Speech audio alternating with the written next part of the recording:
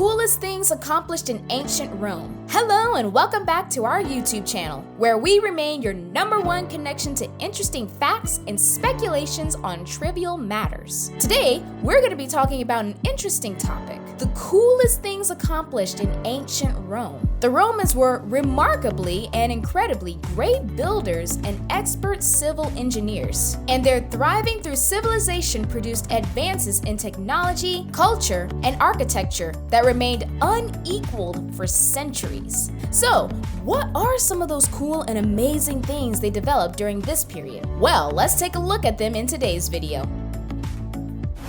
Concrete.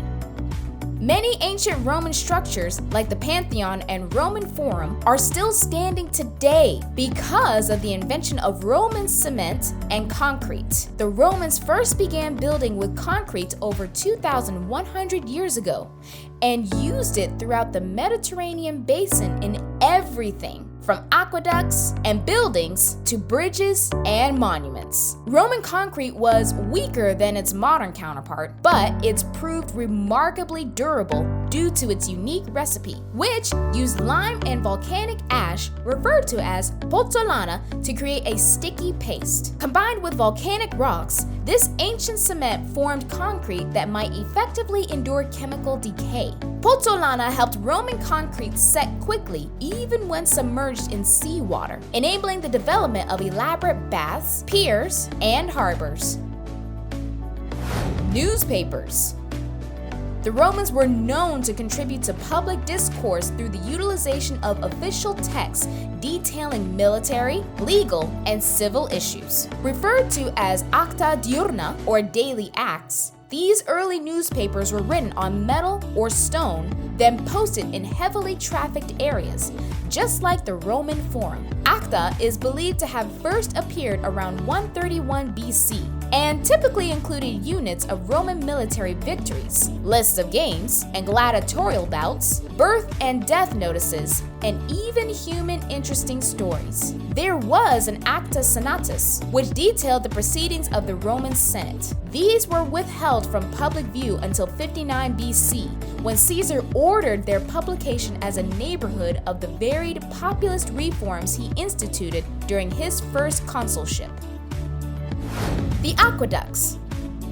Aqueducts are structures in place used to conduct a water stream across a hollow or valley. The Romans enjoyed many amenities for their day, including public toilets, underground sewage systems, fountains, and ornate public baths. None of those aquatic innovations would have been possible without the Roman aqueduct. First developed around 312 BC, these engineering marvels used gravity to move water along stone, lead, and concrete pipelines and into city centers. Aqueducts liberated Roman cities from reliance on nearby water supplies and proved priceless in promoting public health and sanitation. While the Romans hadn't made up the aqueduct, primitive canals for irrigation and water transport existed earlier in Egypt, Assyria, and Babylon. They used their knowledge and mastery of engineering to perfect the method. Hundreds of aqueducts eventually sprang up throughout the empire, a number of which transported water as far as 60 miles. Perhaps most impressive of all,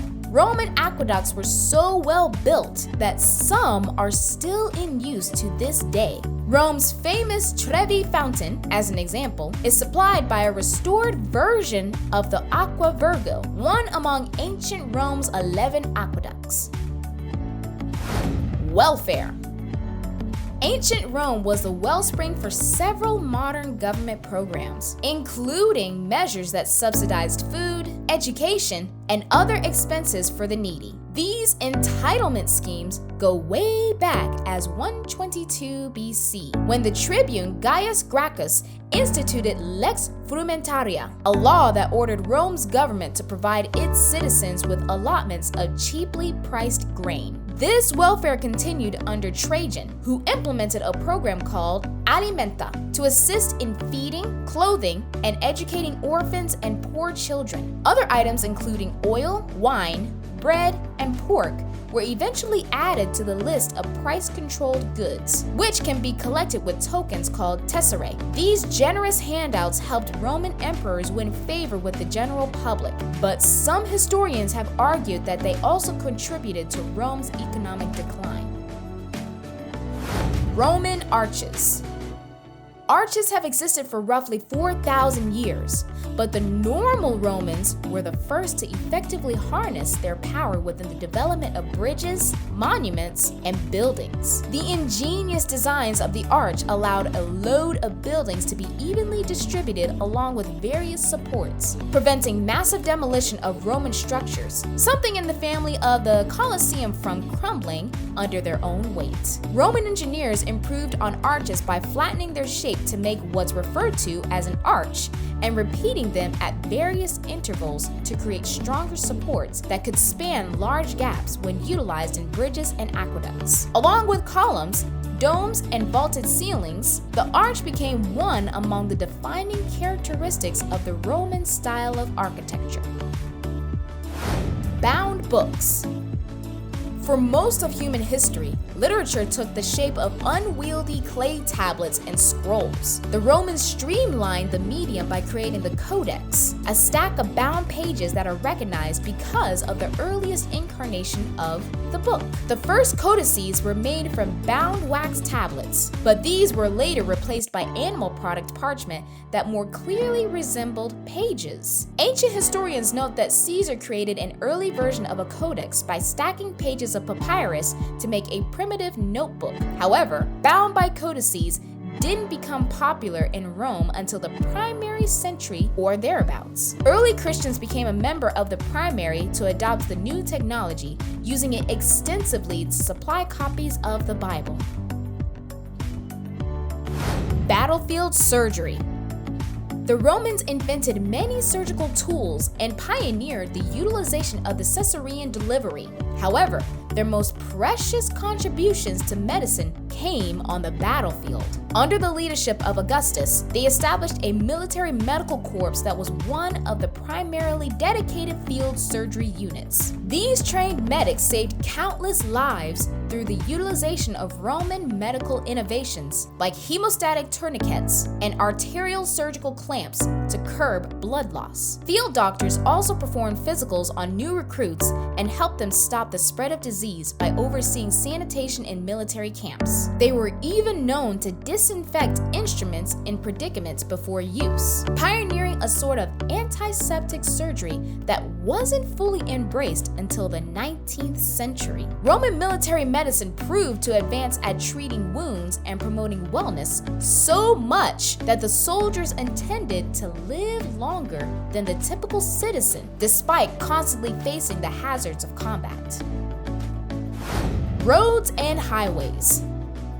At its height, the Roman Empire encompassed nearly 1.7 million square miles and included most of southern Europe. To ensure effective administration of this sprawling domain, the Romans built the foremost sophisticated system of roads the traditional world had ever seen. These Roman roads, most of which are still in use today, were constructed with a mixture of dirt, gravel, and bricks, made up of granite or hardened volcanic lava. Roman engineers adhered to strict standards when designing their highways, creating arrow-straight roads that curved to permit for water drainage. The Romans built over 50,000 miles of road by 200 AD, primarily within the service of military conquest. Highways allowed the Roman legion to travel as far as 25 miles per day, and a posh network of post houses meant that messages and other intelligence might be relayed with astonishing speed. These roads were often managed within the same way as modern highways. Stone mile markers and signs informed travelers of the space to their destination, while special complements of soldiers acted as a sort of highway patrol.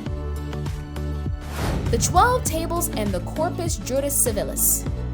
Sub poena, habeas corpus, pro bono, affidavit, and many more are terms derived from the Roman system, which dominated Western law and government for hundreds of years. The basis for early Roman law came from the 12 Tables, a code that formed an important part of the Constitution during the Republican era. It was first adopted around 450 BC. The 12 Tables detailed laws regarding property, religion, and divorce, and listed punishments for everything from theft to sorcery. Even more influential than the 12 Tables was the Corpus Juris Civilis, an ambitious plan to synthesize Rome's history of law into one document. It was established by the Byzantine Emperor Justinian between 529 and 535 AD. The Corpus Juris included modern legal concepts, just like the notion that the accused is innocent until proven guilty. After the autumn of the Roman Empire, it became the idea for several of the world's legal systems to also adopt this. Along with English common law and Sharia, Roman law remains hugely influential and remains reflected within the civil laws of several European nations. The Julian Calendar. The modern Gregorian calendar is modeled very closely on a Roman version that dates back to 2,000 years. Early Roman calendars were likely cribbed from Greek models that operated around the lunar cycle. But because the Romans considered even numbers unlucky, they eventually altered their calendar to make sure that every month had an odd number of days. This practice continued until 46 BC. Sosigenes instituted the Julian system to align the calendar with the tropical year. Caesar lengthened the number of days during a year from 355 to the now familiar 365, and eventually included the 12 months as we all know them today. The Julian calendar was almost faultless, but it miscalculated the solar year by 11 minutes. These jiffies ultimately threw the calendar off by several days. This led to the implementation of the nearly identical Gregorian calendar in 1582, which fixed the discrepancy by altering the schedule of leap years. Well, there you have it. Rome is without a doubt one of the coolest places in the world, and having awesome and long-lasting stuff just kind of fits the profile. Thanks for taking your time to make it to the end of this video, and if you haven't subscribed yet, don't be afraid to smash that subscribe button and turn on post notifications to be among the first set of people to view our videos.